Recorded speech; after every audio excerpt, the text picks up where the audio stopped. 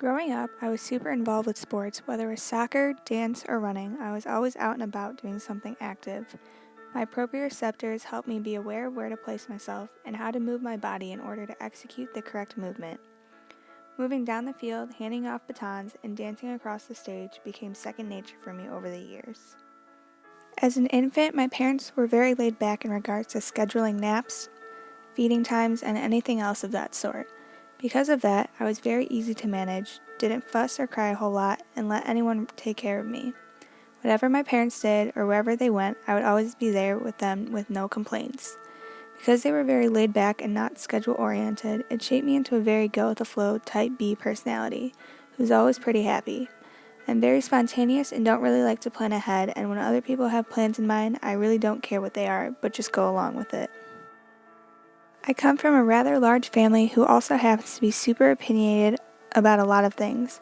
Disapproval of showing any affection towards one another in public, aka PDA, is one of those things. So we've all grown up showing our love for one another by setting aside some time to just hang out with one another. Whether it be in large groups with the whole fam or just a smaller group, quality time has always been super important. Because of that mindset, I have really grown to enjoy just hanging out with both my family and friends and just having fun. My parents don't agree on a lot, but how they should parent is one of the few things they do agree on. If anyone in my household wants to be happy, communication is key. While they have pretty high expectations for me, especially when it comes to school, they're pretty lenient about other things so long as I make a good case as to why I think I'm right or deserve whatever it is I'm looking for. Compromises are made all the time in my house. Because talking and being open with each other was very important to my parents, I have learned to be just as open with other people, talking out problems if there are any, or just talking in general. Growing up with 11 younger cousins on just one side of my family, I have learned to tolerate a lot of annoying things, like being used as a human jungle gym. However, thanks to them and the rest of my crazy family, I have a surprisingly high tolerance for annoying things.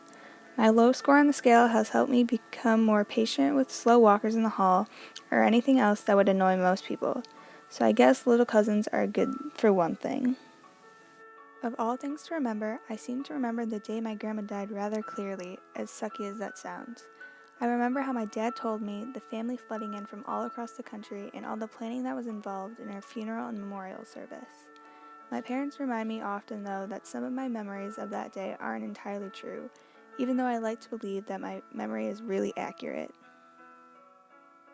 With my easy temperament and low score on the Lazarus annoyance scale, I am hoping it will help me in the future when I meet new people at college and get used to my roommate and all her habits, and not kind of just going with the flow as I figure out what to do with the rest of my life.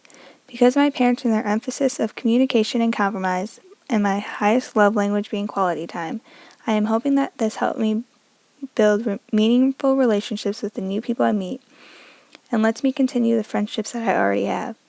With flashbulb memory, I hope it lets me remember all the big moments in my life. And finally, with my kinesthetic sense, I hope it helps me stay active as I go away to college and start to eat unhealthy food.